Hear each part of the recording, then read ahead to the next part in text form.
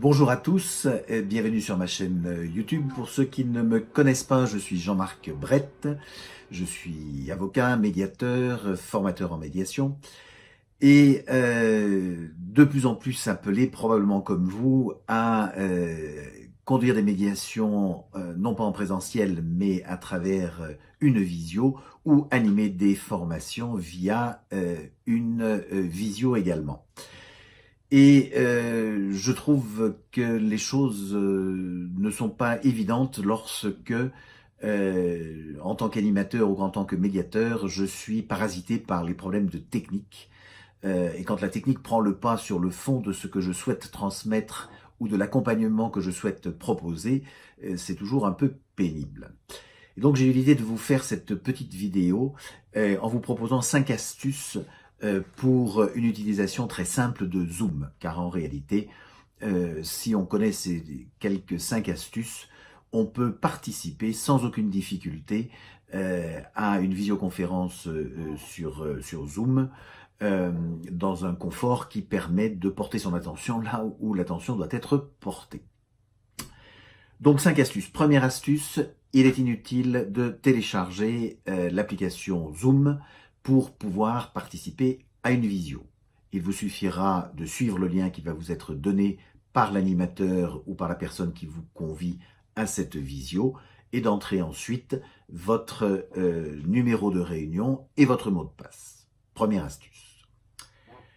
Deuxième astuce fondamentale, quand j'arrive sur la visio, je vérifie que mon micro est coupé. Pour cela, je vais à gauche de l'écran et je clique sur le micro pour que s'affiche une barre rouge qui me montre que mon micro est désactivé, ce qui évite, si j'ai 30 personnes qui sont à la même visio, d'avoir 30 personnes qui parlent en même temps, ce qui fait que plus personne ne s'entend. Je ne réactiverai mon micro que lorsque j'aurai besoin de parler et que je demanderai la parole. On verra ça dans un instant. Troisième geste indispensable, je vérifie évidemment que ma caméra est activée et pour cela, à gauche, à côté du micro, je vérifie que la caméra n'est pas barrée, mais bien activée. Si je souhaite prendre la parole, que faire? C'est extrêmement simple. Je vais cliquer sur le bouton « Participant ». En cliquant sur le bouton « Participant », va s'ouvrir un volet et au pied de ce volet, je vais avoir la possibilité de cliquer pour « Lever la main ». À partir du moment où je clique sur « Lever la main », l'animateur de la réunion voit que je souhaite prendre la parole et au moment où il le trouvera opportun, il va me donner la parole. À ce moment-là, je vais abaisser la main, toujours en cliquant au bas de ce volet sur le petit bouton « Abaisser la main » et je vais prendre le soin à gauche d'activer mon micro pour pouvoir être entendu par tout le monde. Et à partir de ce moment-là, je peux parler jusqu'à ce que j'ai terminé et que là, à la fin de mon intervention, je pense évidemment à couper de nouveau mon micro.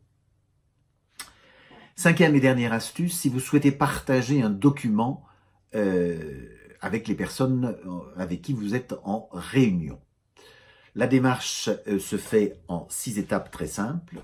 Je commence par minimiser ma fenêtre Zoom pour pouvoir avoir mon bureau habituel et aller chercher le document que je souhaite partager. J'ouvre ce document, je retourne sur ma fenêtre Zoom en cliquant à l'endroit où la fenêtre Zoom s'est minimisée. Je vais à ce moment-là cliquer sur le bouton « Partager » de Zoom. Une fenêtre va s'ouvrir avec un tableau blanc qu'on va laisser de côté et puis le fameux document que je viens d'ouvrir sur mon bureau et qui apparaît. Je vais sélectionner ce document, cliquer sur « Partager » et à ce moment-là, toutes les parties présentes à cette réunion vont pouvoir voir comme moi ce document que je souhaite partager. À l'issue de mon partage, je pense à cliquer sur « Arrêter de partager » parce que tant que mon document est ouvert et est partagé, plus personne ne peut partager autre chose. Donc il est important à la fin du partage de cliquer sur « Arrêter de partager ». Voilà 5 astuces qui devraient vous permettre de participer à vos visios de manière confortable. Je vous souhaite une excellente fin de journée.